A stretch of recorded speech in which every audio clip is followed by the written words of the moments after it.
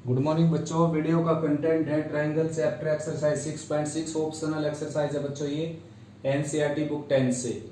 और भाई 6 क्वेश्चन हो चुके हैं उसके। से हम स्टार्ट करते हैं और क्वेश्चन सारे के सारे लगभग डिपेंड हैं बीपीटी और पाइथागोरस थ्योरम और मिड पॉइंट थ्योरम इन सभी पर और सिमिलरिटी ऑफ ट्रायंगल्स। ठीक है ना। ये ऑप्शनल एक्सरसाइज है 6 चैप्टर की। तो 7th क्वेश्चन स्टार्ट करते हैं। 7th क्वेश्चन में क्या है कि एक सर्कल गिवन है बच्चों और उसकी दो कोड गिवन है, एक सर्कल और दो कोड। तो सर्कल ड्रा कर लेते हैं भाई। तो एक तो सर्कल गिवन है बच्चों ट्रायंगल में, ट्रायंगल नहीं सॉरी क्वेश्चन में एक तो सर्कल गिवन है और उसकी लिखा हुआ है कि सेवंथ स्टेटमेंट है, आप बुक में पढ़ सकते हैं। Two chords A B and C D intersect each other at point P. C D और ए बी, एक तो ए बी है बच्चों, ए बी, और एक है सी डी।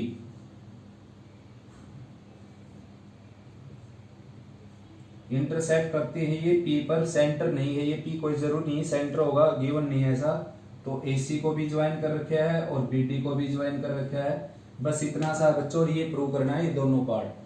तो ए पी सी ट्रायंगल ये है बच्चों देखो, ठीक है ना। और डी पी बी ट्रायंगल ये है, तो ये तो डेफिनेटली सिमिलर है भाई, क्योंकि ये जो एंगल है बच्चों ये और ये दोनों एंगल क्या है, equal angle in same segment. Same segment कौन सा होता है बच्चों, किसी आर्क या कोड के द्वारा, जैसे अगर मैं इसको मिला दूं तो ये क्या होगी, कोड हो गई, कोड सीपी। तो सीपी ने ऊपर वाले सेगमेंट में ए एंगल बना रखा है, ऊपर वाले सेगमेंट में ही डी एंगल बना रखा है। तो दोनों एंगल डेफिनेटली क्या होंगे, इक्वल, सेम सेगमेंट के एंगल बोलते हैं इनको। इसको हटा दूं तो अब आर्क बना रही है, तो ऐसा बोला जाता है angle in same segment subtended bye an arc और कोड आर इक्वल। यानी कि सेम सेगमेंट में एक ही आर्क या एक ही कोड के द्वारा बनाए गए एंगल क्या होते हैं, इक्वल। 9th क्लास में आपने पढ़ लिया होगा ये। तो एंगल ए और डी क्या हो गए, equal. Angle in same segment, same segment के एंगल, ठीक है ना। इसी तरीके से बच्चों सी और बी भी क्या हो जाएंगे, इक्वल। ये भी सेम सेगमेंट के हैं, क्योंकि 80 आर्क ने बना रखे इनको। अगर इसको मैं ज्वाइन कर लूं तो 80 कोड ने देखो, 80 कोड है तो ये मेजर सेगमेंट हो गया, ये माइनर सेगमेंट हो गया। तो मेजर सेगमेंट में बनाए गए हैं 80 कोड के द्वारा, एक सरकमफ्रेंस सी पर और एक बी पर। तो दोनों एंगल क्या होंगे बच्चों, इक्वल, चाहे वो कोड ने बना रखे हो चाहे वो आर्क ने बना रखे हो, सेम सेगमेंट के एंगल। तो इसी तरह एंगल सी भी किसके इक्वल हो जाएगा, एंगल बी के, सेम सेगमेंट के एंगल हैं। और 1 और 2 क्या है, vertically opposite angle. Vertically opposite भी आप जानते हैं अच्छे से, वर्टिकली अपोजिट एंगल, ठीक है ना। तो दोनों ट्रायंगल क्या होगी बच्चों, सिमिलर। यानी कि ट्रायंगल ए पी सी लिख दिए मैंने। तो दूसरा नाम इसको देखे बिना यहां से लिखेंगे, देखो ए के इक्वल कौन सा एंगल है, डी। तो ए का प्लेस पहला है तो डी का भी क्या होगा, पहला। पी के इक्वल कौन सा एंगल है, पी, तो पी का प्लेस दूसरा, तो यहाँ पर भी होगा दूसरा। सी के इक्वल कौन सा एंगल है, बी, तो सी का प्लेस इसमें तीसरा है तो बी का तीसरा हो जाएगा, देखो ये होगा, ठीक है ना। और ये कोरस्पोंडिंग साइड इक्वल रेशो में रखने से आ जाएगा आपका रिजल्ट। देखो अगर दोनों ट्रायंगल सिमिलर हैं तो इनकी कोरस्पोंडिंग साइड क्या हो जाएंगी, इक्वल रेशो में। पी बाई डी पी हो गया, उसके बाद P C by P B हो गया, और पहले तीसरे से ए सी और इसके पहले तीसरे से डी पी। तो हमारे को किन्हीं दो की जरूरत है, एक को हटा देंगे, देखो पी सी डी पी और एपीएन के इसकी जरूरत नहीं है बच्चों, इसकी एसी वाले की, इसको हटाओ। इन दोनों के क्रॉस मल्टीप्लाई कर देंगे, AP into P B equal to DP into PC, ठीक है ना। यही प्रूव करना था बच्चों, AP into P B, CP into CP, और पीसी की बात होती है बच्चों, और डीपी, ये डीपी हो गया। नेक्स्ट है बच्चों 8th क्वेश्चन। तो इसमें गिवन है भाई एक सर्कल और साथ में दो कोड। तो मैं ड्रा कर देता हूं कोड और सर्कल दोनों ही। एक सर्कल गिवन है बच्चों,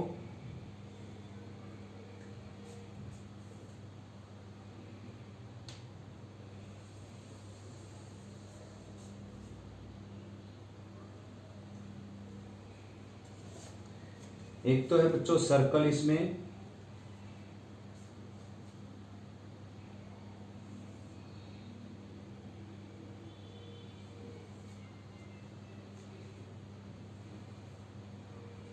लिखा है स्टेटमेंट में, two chords A B and C D intersect each other at the point P when produce outside the circle produce prove that, यानी कि ये ए बी है भाई और ये सी डी है बच्चों, ठीक है ना। इनको प्रोड्यूस करने के बाद ये जो प्रोड्यूस अगर कर दी जाए इनको तो ये पी पर मिलती है। तो आपने प्रूव करना है ये जो लिखा हुआ है फर्स्ट पार्ट और सेकंड पार्ट। तो बच्चों बिल्कुल सिंपल क्वेश्चन है, देखिए फर्स्ट पार्ट में पीएसी ट्रायंगल पीडीबी के, पीएसी ट्रायंगल ये है बच्चों, ये वाली ये ट्रायंगल आपकी पीएसी, ठीक है ना। और पीडीबी सारी ट्रायंगल, ये कंप्लीट ट्रायंगल है पीडीबी। तो डेफिनेटली क्या है भाई, सिमिलर, क्योंकि ये जो एंगल है बच्चों ये बड़ा एंगल, देखो ये पैरेलल दे नहीं रखी यहां पर, बिल्कुल नहीं दे रखी। तो ये एंगल किसके इक्वल हो जाएगा बच्चों, ये एंगल हो जाएगा इसके इक्वल, ठीक है ना। देख लेते हैं एक बार क्या दे रखा है इसमें, two chords A B and C D of a circle intersect each other at the point P produce outside circle prove that. तो केवल इतना ही दे रखा है भाई कि ये दोनों कोड हैं और आगे बढ़ाने पर ये मिलती है यहां पर पी पर, और ये triangle A P C, PAC triangle PDP के इक्वल प्रूव करनी है। तो एक एंगल तो इनका कॉमन ही हो गया बच्चों, ठीक है ना। नेक्स्ट फिर ए एंगल डी के इक्वल प्रूव करेंगे, देखो कैसे। ये आपकी जो साइक्लिक क्वाड्रिलेटरल होता है बच्चों, चक्रीय चतुर्भुज यानी कि साइक्लिक क्वाड्रिलेटरल, उसका अपोजिट जो एंगल होता है वो, उसका जो एक्सटीरियर एंगल होता है वो अपोजिट इंटीरियर एंगल के इक्वल होता है, यानी कि ये इसके इक्वल हो जाएगा। आया समझ में, ये एंगल किसके इक्वल हो जाएगा, इसके इक्वल। ठीक ऐसे ही बच्चों ये वाला एंगल किसके इक्वल हो जाएगा, ये वाला एंगल इसके इक्वल। और भाई बच्चों ये एंगल ही कॉमन है पी, तो पी तो कॉमन हो गया, P equal to P common. और भाई एंगल ए बोल दिया मैंने इसको, वैसे ए लिखना गलत होगा क्योंकि ए ये भी है, तो आप समझ जाना मैं बोलने लग रहा हूं आपको, ये एंगल ए इतना लिया मैंने, वैसे 1 डाल सकते हो आप, इसको 1 डाल देता हूं मैं, आप भी 1 डाल देना एग्जाम में, या इसका नाम ले लेना पी ए सी या सी ए पी। तो एंगल 1 है एंगल डी के इक्वल बच्चों, और इसी तरह एंगल 2 किसके इक्वल हो जाएगा, एंगल बी के। और रीजन मैंने दे दिया इनका, देयरफॉर दोनों ट्राइंगल क्या हो जाएंगे, सिमिलर। इसका नाम रख दिया मैंने पी ए बी, अब इसका नाम रखता हूं, देखो इसका नाम पी ए बी नहीं भाई पी ए सी, तो इसको इसके अकॉर्डिंग रख दिया मैंने। अब इसका जो दूसरे का नाम है सिंबॉलिक तौर पर लिखता हूं मैं, देखो पी के इक्वल कौन सा एंगल है, पी। ए के इक्वल कौन सा एंगल है, डी, डी है ना ये डी। और सी के इक्वल कौन सा एंगल है, बी, तो पी डी बी, ठीक है ना। अब दो ट्राइंगल अगर सिमिलर होगी एंगल एंगल एंगल प्रॉपर्टी से, तो उनकी कोरोस्पोंडिंग साइड इक्वल रेशियो में हो जाएंगी। तो फर्स्ट दोनों से पी ए बन गई इसकी, और इसकी फर्स्ट दोनों से बन जाएगी P D, P D B है बच्चों ये। और भाई इसके लास्ट के दोनों से बनेगी ए सी, इसके लास्ट वाले दोनों से बनेगी बी डी या डी पी। पहले तीसरे से बनेगी पी सी, और पहले तीसरे से बनेगी पी बी, ठीक है ना। अब भाई किन्हीं दो को लेकर क्रॉस मल्टीप्लाई करते जिनकी जरूरत है हमारे को, तो बीच वाले की जरूरत है नहीं, इन दोनों की क्रॉस मल्टीप्लाई कर लेना आप, P A into P B और P C into P T, ठीक है ना। ये प्रूव हो जाएगा सेकंड पार्ट। 9th क्वेश्चन बड़ा इंपॉर्टेंट क्वेश्चन है भाई, एंगल सम प्रॉपर्टी का कन्वर्स है ये, यानी कि इसमें ऐसा है कि एक ट्रायंगल है ए बी सी जिसमें डी एक पॉइंट है बीसी के ऊपर, और ऐसा गिवन है यानी कि B D by D C और ए बी बाई ए सी। तो आपने प्रूव करना है कि A D is bisector of angle B A C, इसका बाइसेक्टर है। यानी कि कुल मिलाकर ये है कि भाई ए बी ए सी और बी डी डी सी, यानी कि कोई लाइन ऐसी है जो एक एंगल से आती है और सामने वाली साइड को उन रेशो में डिवाइड करती है, जिस रेशो में उन साइड को डिवाइड करती है जिस एंगल से वो आती है, तो डेफिनेटली वो उस एंगल का बाइसेक्टर होगी। कुल मिलाकर ये प्रूव करना हमने, बड़ा अच्छा क्वेश्चन है ये। तो क्या कर लेता हूं बच्चों, मैं ए पी को प्रोड्यूस कर देता हूं, ठीक है ना। ए बी को मैंने प्रोड्यूस कर दिया, कितना लेकर, ए सी और ए बी इक्वल लेकर, ठीक है ना। Produce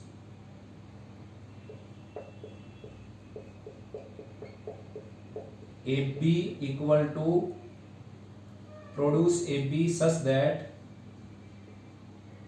A B to D, D तो है बच्चों E, to E such that A equal to, यहां लिख लेता हूं, दिखाई नहीं देता होगा शायद नीचे, सच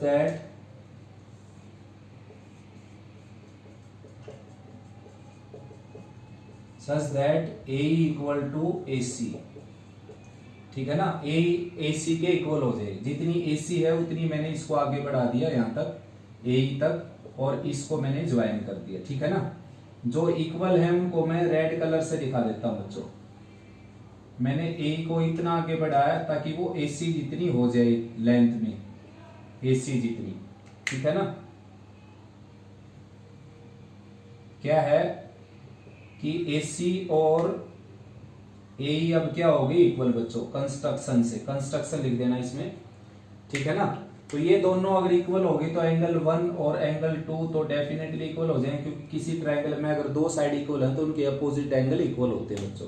ये ट्रायंगल है, मान लो कोई ट्रायंगल है आपकी, ये दोनों साइड इक्वल है तो ये दोनों एंगल भी इक्वल होंगे, ये दोनों साइड इक्वल है तो ये दोनों एंगल भी इक्वल होंगे, ठीक है। ऐसे ये दोनों साइड इक्वल है तो ये दोनों एंगल भी इक्वल होंगे, ठीक है ना। अब आगे बढ़ते हैं, देखो अब जो गिवन था उसमें एसी को बदल कर मैं क्या लिख देता हूं, ए। तो ये गिवन था B D divided by C D, और यहां पर क्या था, ए बी डिवाइडेड बाई क्या था, एसी, एसी को हटाया मैंने और क्या लिख दिया, ए। क्यों लिखा, एसी और ए क्यों है इक्वल, बाई कंस्ट्रक्शन, ठीक है ना। कंस्ट्रक्शन के द्वारा दोनों इक्वल हैं, तो एसी को हटाकर हमने क्या लिख दिया, ए। अब देखा जाए तो इसको हटाकर देखो एक बार, और इस ट्रायंगल में देखो क्या बन गया, ये B D by C D और ए बी बाई ए। तो इसका मतलब क्या हो गया, ये जो लाइन है इस साइड के पैरेलल होगी बीपीटी के कन्वर्स के अकॉर्डिंग। बीपीटी ने ये कहा था अगर एक लाइन दो साइड को इक्वल रेशो में डिवाइड करती, अगर एक लाइन किसी साइड के पैरेलल ड्रा की जाए तो बची हुई दो साइड को इक्वल रेशो में डिवाइड करेगी वो। उसका कन्वर्स ये है, अगर कोई लाइन दो साइड को इक्वल रेशो में डिवाइड करती तो सामने वाली की डेफिनेटली क्या होगी, वो पैरेलल। तो देयरफॉर इस रिजल्ट को देखते हुए एडी किसके पैरेलल होगी बच्चों, सी के, कन्वर्स ऑफ बीपीटी। बीपीटी के कन्वर्स को यूज किया हमने,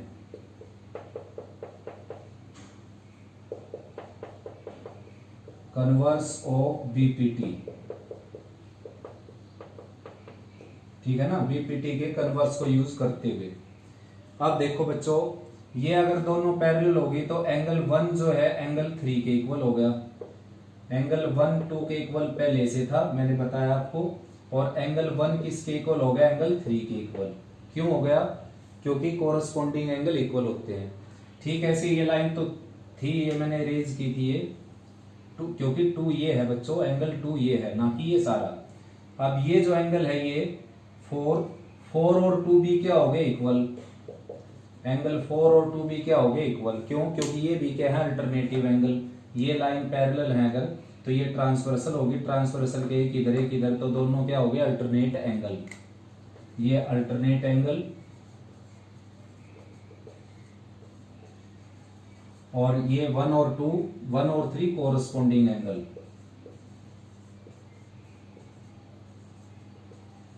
ठीक है ना। तो अब देखा जाए तो 1 इन दोनों की एक एक साइड इक्वल होगी तो 2 और 3 यहां से क्या हो गए इक्वल, ठीक है ना। इन दोनों से क्या मिला हमारे को, एंगल 2 किसके इक्वल हो गया, एंगल 3 के।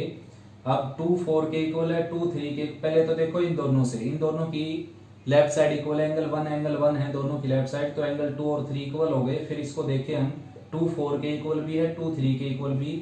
इसका मतलब एंगल 3 और 4 क्या हो गए बच्चों, इक्वल। और यही तो प्रूव करना था हमें कि एंगल 3 और 4 इक्वल हैं, तभी तो ये बाइसेक्टर होगी एडी एंगल बीएसी की, ठीक है ना। तो एडी क्या है, एंगल बीएसी का क्या हो गया, बाइसेक्टर। नेक्स्ट बच्चों, इसका लास्ट क्वेश्चन 10th और स्टेटमेंट आप बुक में पढ़ लीजिए, वीडियो को रोक कर एक बार। और डायग्राम भी बुक वाले नहीं दे रखे आपको, देखो तो स्टेटमेंट पढ़ी आपने, यहाँ पर जो है ये स्टिक है इसकी और ये डोरी है, ठीक है ना, इसको बिल्कुल टाइट रखते हुए ये यहाँ से पानी से इसकी ऊंचाई है सीधी सीधी 1.8 और इसके यहाँ से फुट से है टोटल 2.4 प्लस 1.2 यानी कि 3.6, ठीक है ना, और यहाँ से है 2.4। तो कुल मिलाकर हमने निकालना क्या बच्चों, आप स्टेटमेंट पढ़ेंगे तो आपको समझ में आएगा कि ये लेंथ निकालनी यानी कि कितनी डोरी ये पानी से बाहर है इसकी, ठीक है ना, कितनी डोरी इसकी पानी से बाहर है। तो यहाँ पर नीचे उतार देता हूँ मैं इसको, ये है आपकी 2.4 और ये है 1.8, इसको मैंने एपी लेट कर लिया। तो आपने निकालना है एपी यानी कि एपी का स्क्वायर निकालना आपने, ठीक है ना। तो ये क्या हो जाएगा बच्चों 2.4 का स्क्वायर और प्लस में 1.8 का स्क्वायर, तो 2.4 का स्क्वायर आ जाएगा बच्चों 24 का स्क्वायर 576, 5.76 आ जाएगा। 18 का स्क्वायर होता है 324, 3.24 आ जाएगा और इसको ऐड करेंगे तो एपी स्क्वायर आ जाएगा आपका, ये आ गया 6 + 4 10, 7 + 2 9 + 1 10, 5 + 3 8 + 1 9। तो एपी आपका आ जाएगा 3 के इक्वल, ठीक है ना, आया समझ में। तो भाई एपी यानी कि जो पानी से बाहर डोरी थी उसकी लंबाई थी 3 सेंटीमीटर, 3 मीटर बच्चों, क्योंकि मीटर में है ना सारी यूनिट। पानी से जो बाहर डोरी थी इस पानी से बाहर उसकी लेंथ थी 3 मीटर। अब आगे लिखता है कि assuming that her string is taut यानी कि टाइट है उसकी रस्सी, how much string does she have out यानी कि उसकी जो रस्सी थी कितनी बाहर थी, तो वही 3 मीटर थी बाहर इसमें से। if she pulls मतलब पानी से बाहर उसकी जो रस्सी थी वो 3 मीटर की थी। अब उससे आगे लिखता है कि assuming that her string from the tip to the her is taut, how much string does she have out उसकी कितनी रस्सी पानी से बाहर आई आ चुकी। if she pulls the string at the rate of 5 centimetre पर सेकेंड, मतलब 1 सेकंड में 5 सेंटीमीटर खींचती है वो लड़की रस्सी को, ऐसे 5 सेंटीमीटर खींचती है। टोटल 3 मीटर थी बाहर, तो 5 सेंटीमीटर पर सेकंड के रेट से अगर खींचेगी तो और कितनी पानी से बाहर निकल आएगी, पानी के अंदर भी ना ये, तो पानी से बाहर और कितनी निकलेगी ये पूछा उसने, कितने सेकंड में, 12 सेकंड में, ठीक है ना। तो 12 सेकंड में बच्चों 60 सेंटीमीटर रस्सी बाहर आ जाएगी उसकी, ठीक है ना, आया समझ में। 60 सेंटीमीटर यानी कि 0.60 मीटर। तो थी कितनी उसके पास 3 में से ये सब्ट्रैक्ट करेंगे 3.00, यहां पर 0.60, ये आ जाएगा 0 4 और 2, यानी कि अब उसकी रस्सी कितनी बच गई 2.40, ये रस्सी अब उसकी कितनी बच गई 2.40। अब इस अवस्था में हमने निकालना उसकी अक्षतिज से दूरी यानी कि ये अक्षतिज दूरी यानी कि बॉटम से उसकी डिस्टेंस, ये कितनी रहेगी 1.8 रहेगी। What will be the horizontal distance of the fly from after 12 second, यानी कि हॉरिजॉन्टल डिस्टेंस निकालनी हमने उसकी। हॉरिजॉन्टल डिस्टेंस जैसे कि अब ये अवस्था बन गई ऐसी कि ये लेंथ कितनी होगी, ये लेंथ होगी 2.4 और ये 1.8 ये रही, तो पहले ये निकाल लेंगे और फिर 1.2 और ऐड कर देंगे उसमें। ये डिस्टेंस पूछी उसने यहां से लेकर यहां तक की डिस्टेंस, हॉरिजॉन्टल डिस्टेंस। तो पहले ये निकलेगी बच्चों ये वाली, किस अवस्था में, जब ये 3 की बजाय कितनी होगी 2.4, क्योंकि 0.60 मीटर उसने खींच ली उस रस्सी को। तो दोबारा से फिर ये निकालेंगे तो इसमें ये बेस निकालना पड़ेगा अपने, DEF लिख देता हूं मैं इसको DEF। तो EF का स्क्वायर निकालना पड़ेगा जो कि आ जाएगा 2.4 का स्क्वायर माइनस 1.8 का स्क्वायर। तो भाई EF स्क्वायर आ जाएगा आपका 2.4 का स्क्वायर आ जाएगा 5.76 माइनस 3.24, सब्ट्रैक्ट करेंगे तो EF स्क्वायर आ जाएगा आपके पास 6 माइनस 4 आ जाएगा 2, 7 माइनस 2 आ जाएगा 5, 5 माइनस 3 आ जाएगा 2, ठीक है ना। तो EF की वैल्यू क्या आ जाएगी 2.52 का स्क्वायर रूट, ठीक है ना। तो इसका स्क्वायर रूट और निकालेंगे बच्चों।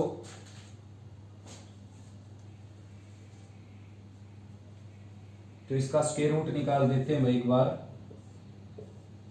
2.52 ये टुकड़े बना लिए हमने, 1 1 जा 1, 1 रिमाइंडर बच गया, 5 2 उतार लिया, इसका डबल यहाँ पर चला गया, ये डेसिमल लगा दिया, डेसिमल वाली उतारी थी तो 5 पर गया बच्चों, 5 ऊपर लिखेंगे और 5 से मल्टीप्लाई करेंगे, 25 5 जा 125, तो ये बच गया यहाँ पर 12 माइनस 5 7, 3 माइनस 2 1, ठीक है ना। 2 0 लगाकर और 2 0 उतार लेंगे यहाँ पर, इसका डबल 30 हो गया। अब ये जाएगा भाई 9 पर अगर मैं ले जाऊं, 9 9 जा 81 और 9 3 जा 27, तो लगभग 8 पर जाएगा बच्चों, 8 पर गया ये, 8 8 जा 64, ठीक है ना, 8 8 जा 64 और 8 3 जा 24, तो 8 पर भी नहीं जाता बच्चों। ये देख लेते हैं एक बार, सेपरेट करने में कोई मिस्टेक ना हो गई हो। 6 माइनस 4 आ जाएगा 2, 7 माइनस 2 आ जाएगा 5, 5 माइनस 3 आ जाएगा 2, बिल्कुल ठीक है भाई। 2.50 का स्क्वायर रूट निकालना हमने 52 का, तो 1 1 जा 1, 1 आ गया रिमाइंडर, 52 आ जाएगा नीचे और इसका डबल यहाँ पर आएगा 2, ठीक है ना। अब लेकर जाएंगे इसको हम 5 पर, डेसिमल लगा दिया, ये आ गया 125, और अगर 6 पर ले जाता हमें 36, 6 2 जा 12 प्लस 3 15 ज्यादा हो जाता बच्चों, तो 5 पर ही जाएगा ये, 125 आ गया, 12 माइनस 5 आ गया 7, और यहाँ पर बच गया आपके पास 4 माइनस 2 आ जाएगा 2, और 2 0 नीचे उतार लेंगे, जबकि बार मैंने क्या लिख दिया था 17, 15 2 जा क्या हो गया 30, अब ये जाएगा 8 पर जाएगा बच्चों, 8 8 जा 64 और 8 3 जा 24, ये बच गया यहाँ पर 6 और 9 माइनस 6 3 और 6 माइनस 4 2, तो रिमाइंडर इसके आधे से ज्यादा बच गया, तो इसको 1.59 लिख सकते हो आप EF को, ठीक है ना। तो ये लेंथ कितनी होगी 1.59, अब की बार 1.59 प्लस में 1.2 और ऐड होगी बच्चों इसमें, क्योंकि टोटल डिस्टेंस पूछी है उसने यहाँ से, उसके फुट से ये अक्षितिज दूरी यानी कि ओरिजेंटल डिस्टेंस। 1.59 में क्या ऐड करना हमने, 1.2 ऐड करना, ये 1.2, तो 9 6 और 2 यानी कि 2.69, ऐसे केस में उसकी अब दूरी रह जाएगी 2.69, क्योंकि रस्सी को खींचेगी तो रस्सी उसके नजदीक आएगी। पहले दूरी कितनी थी 2.4, 1.6 यानी कि 3.6, ये डिस्टेंस 3.6 थी। अब रस्सी को खींचेगी तो रस्सी इधर आएगी ना, ठीक है ना। कितनी खींच दी उसने, 12 सेकंड में खींच दी 0.6 मीटर, यानी कि 6 सेंटीमीटर। 1 सेकंड में 5 सेंटीमीटर खींचती तो 12 सेकंड में 60 सेंटीमीटर खींचेगी, यानी कि 0.60 मीटर थी। कितनी उसकी 3 मीटर थी टोटल रस्सी, टोटल रस्सी कितनी थी 3, और ये और खींच करके आ जाएगी आगे की तरफ। तो इस अवस्था में हमने ये EF निकाल दी 1.59 और 1.2 और ऐड कर दी, तो टोटल डिस्टेंस आ जाएगी उसकी ओरिजेंटल डिस्टेंस। तो बच्चों एक्सरसाइज कंप्लीट हुई भाई, इसको अच्छे से रिवाइज करो, और कोई प्रॉब्लम आए तो आप मेरे पास सेंड कर सकते हो, कमेंट सेक्शन में लिख सकते हो आप।